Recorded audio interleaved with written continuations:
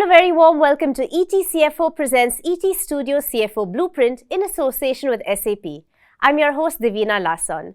Now in this series, we're thrilled to bring you conversations with India's leading CFOs to help us get unique insights into the journey of the modern CFO. We're very happy to partner with SAP, who's a market leader in enterprise application software.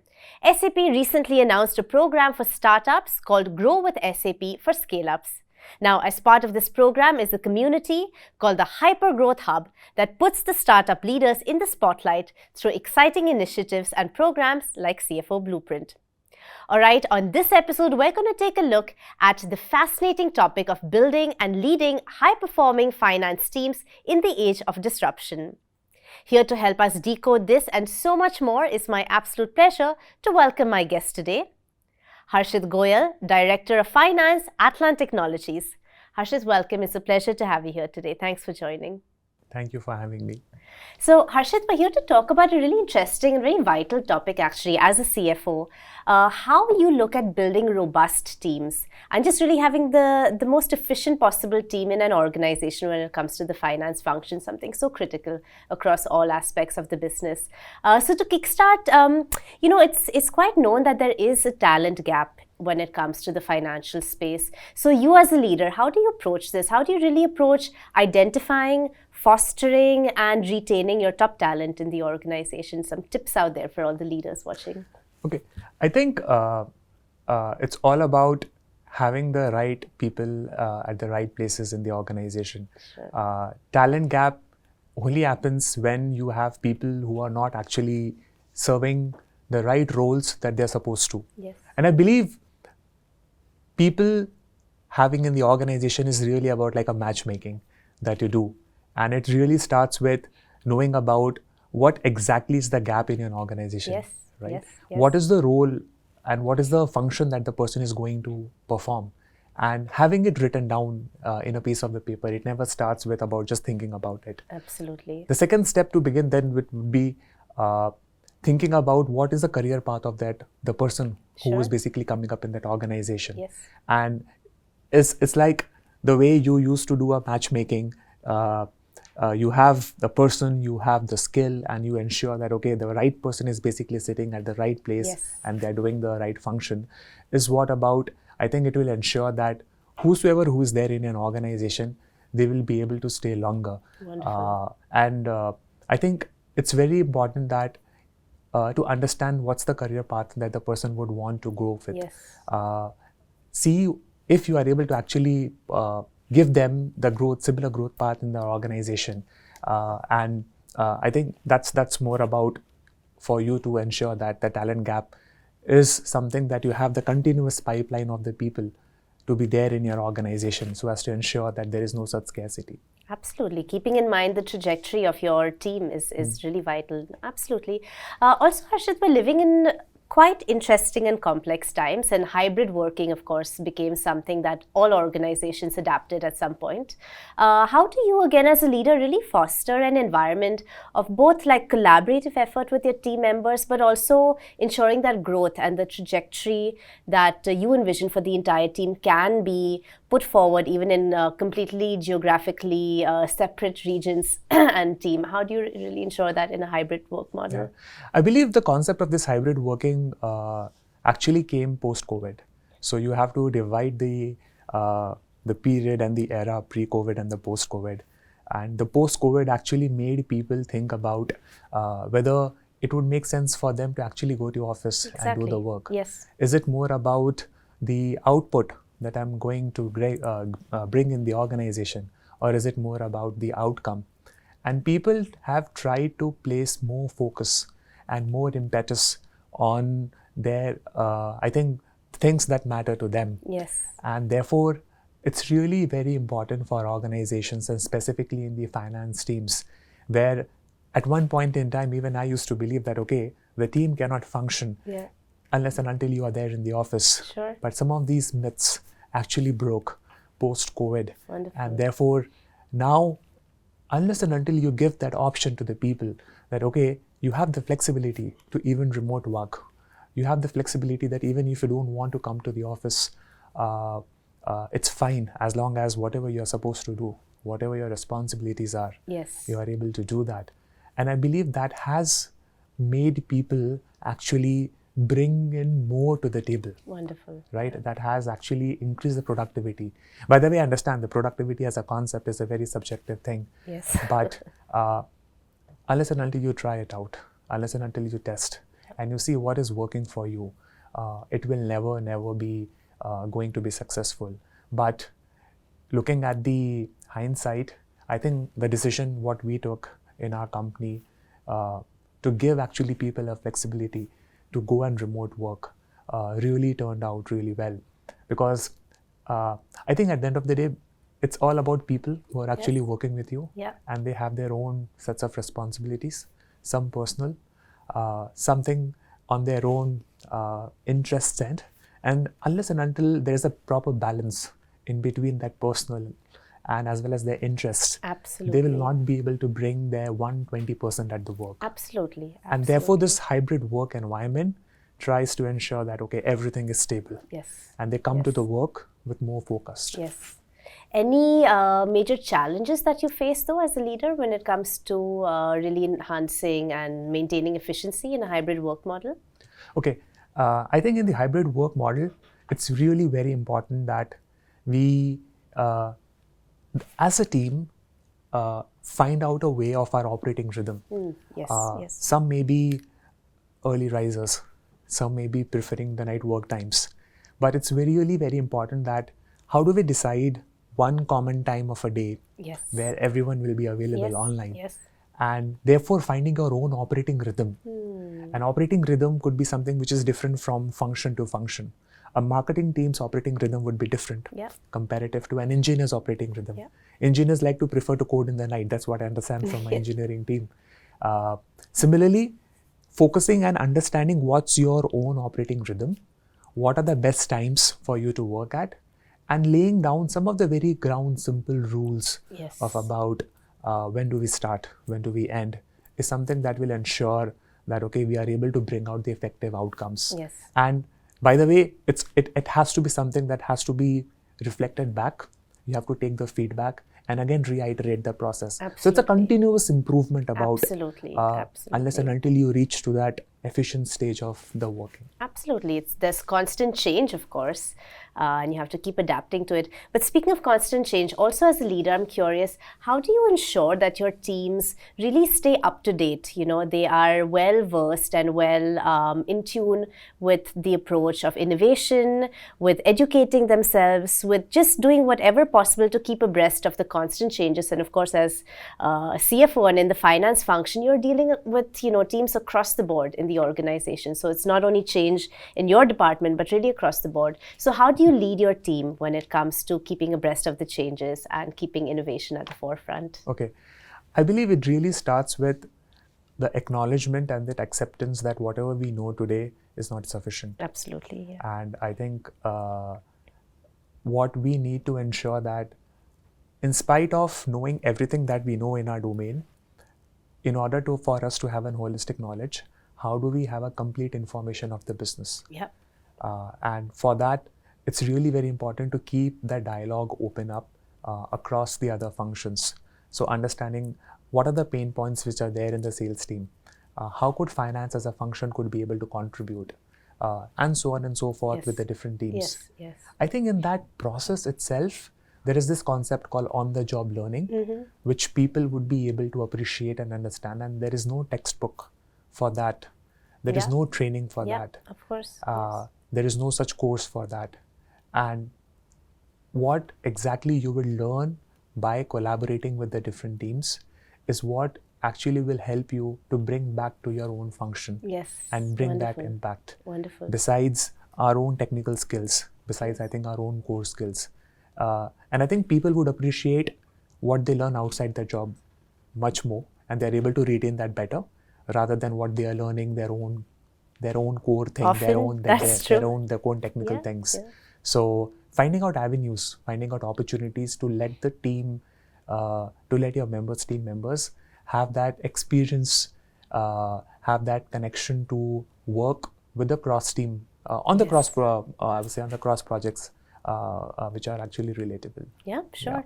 So it sounds like communication, of course, is key here, right? Could you sort of summarize as a leader, the role that you see of communication playing when it comes to your team, and especially in your role, in your function, there's so much pressure, right? It's a really high pressure environment. So how can effective communication ease this process and again, enhance efficiency amongst your team?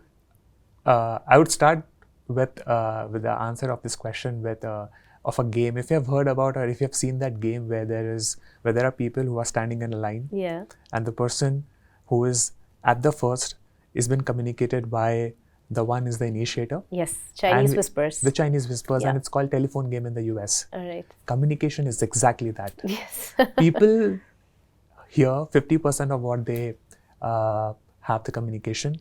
People remember 30%, they retain 30% of it, and what finally goes out in the communication is the balance 10 and the 20%. Right, wow. Where the context of the communication is lost in between. And therefore, I think some of the key tenets of the communication is to ensure that how do we keep the audience in their mind? Yes. Right? How do we simplify some of the technical jargons? How do we have analogies for them to be able to relate to their what you're actually communicating, and paraphrasing, right? There is this legal term called consensus ad idem, ensuring that whatever you have understood, the same context in the same way is being communicated to the other person. And I think that's where the key of the communication is. I personally believe like over communication is better than under communication. Sure, absolutely. Right? And this ensures that whatever you have the intent in the mind, that intent is communicated. So right, so people hear what you want them to hear and what they want, and it's not the other way around, what they want to hear. Yes. So yeah, keep it simple. Keep it simple as possible. Wonderful. So hearing all these sort of tips and tools in which to really enhance your team's efficiency and keep the most sort of robust functioning team in place.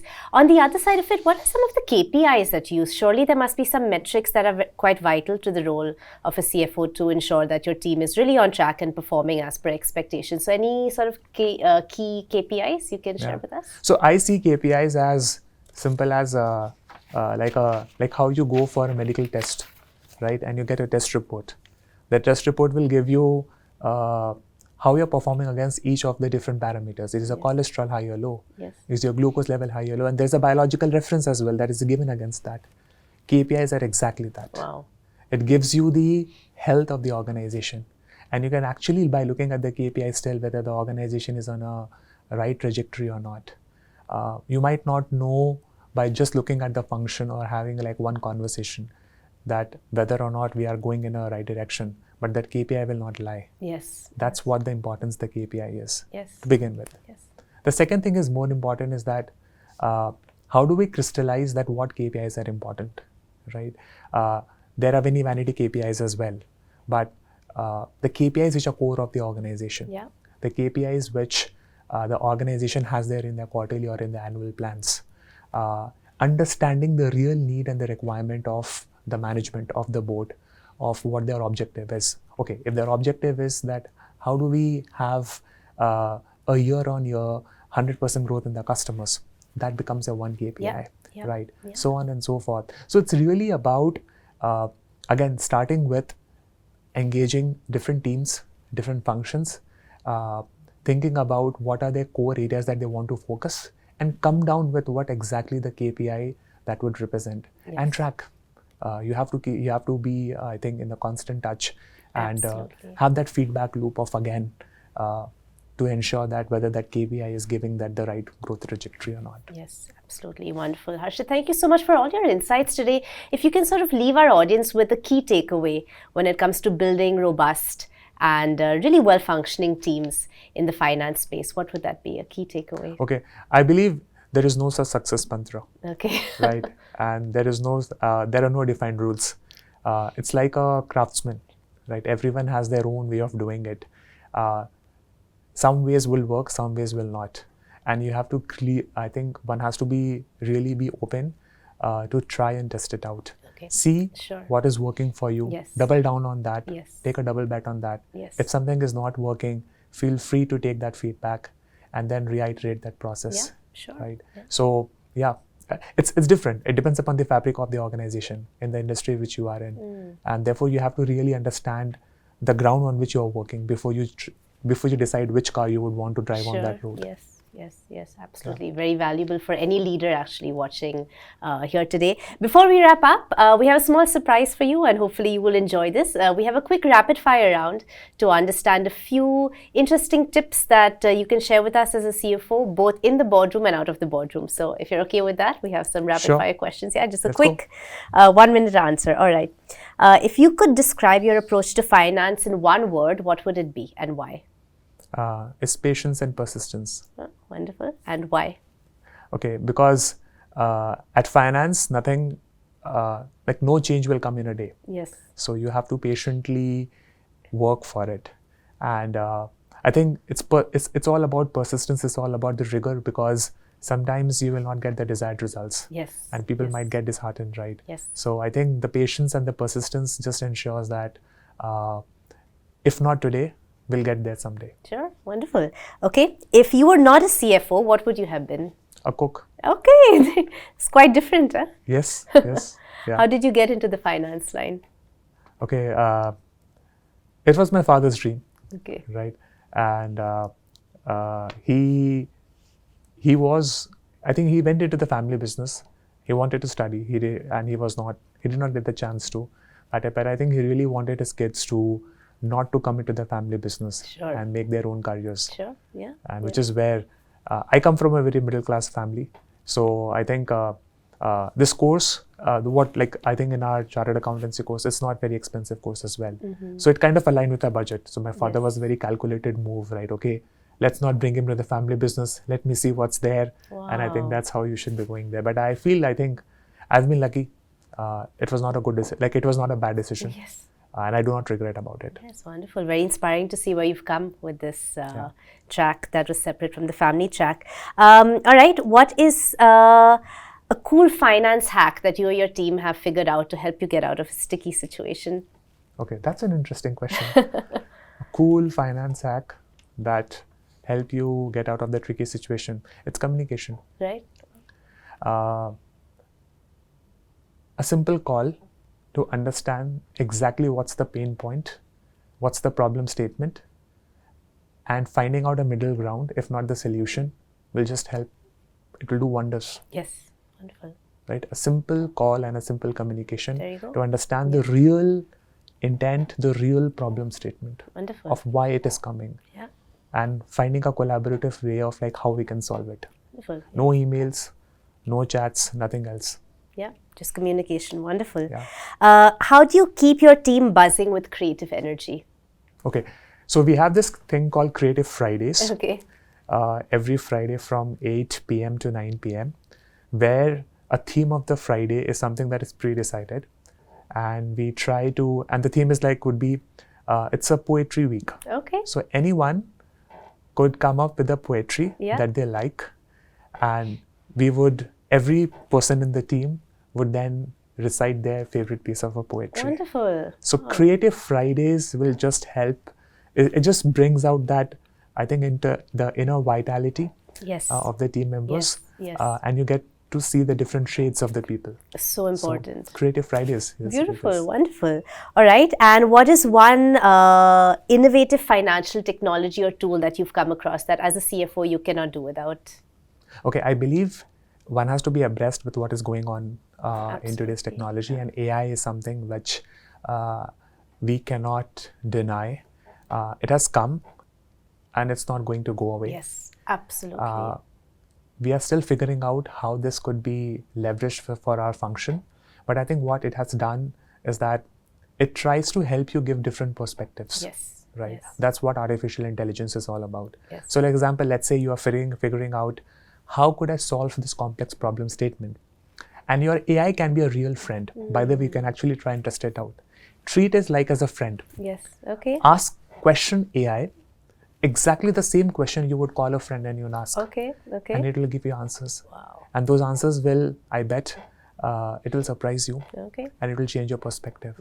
I think what is important today is to have a diverse perspective in whatever we are doing. Yes. What was working yesterday may not be working today. Yes. And we need to have Absolutely. a 360-degree view. Absolutely. So make AI your friend. Okay, I'm going to try that one. Thank you. Yeah. And finally, one reason why you love finance. Okay, so I call myself a money man. Okay. Right? I call myself a juggler. And that gives me that kick and that high. I think it comes to me it comes to me very naturally, and I feel that I don't have I'm not required to give any extra effort. Yeah. And therefore, I think each and every day when I wake up in the morning, it just gives me that natural boost of energy of what I'm doing around. Amazing. So I think one of the key messages: do what exactly you love to do. Yes. Right? Yes. Yes. And your passion can become, I would say, your profession. Yes. So that's what my passion is. Wonderful. What an inspiring note to leave our viewers with. Thank you so much, Harshit. It's been an absolute pleasure. Thank you for joining us here today. Thank you for having me here. Thank you.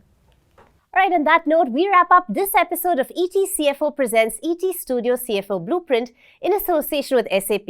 Now, don't forget to search online for Grow with SAP for scale-ups. And remember to embrace disruption as an opportunity to innovate and excel. Until next time, many thanks for watching.